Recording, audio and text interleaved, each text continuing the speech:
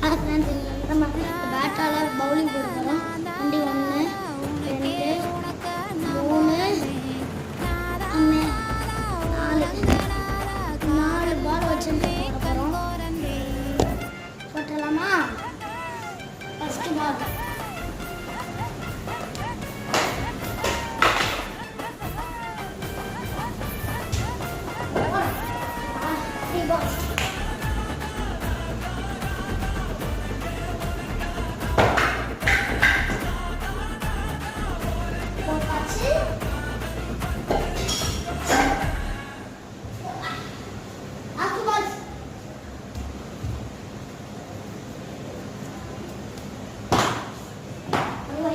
Last ஒரு பால் போட்டுருவோம்.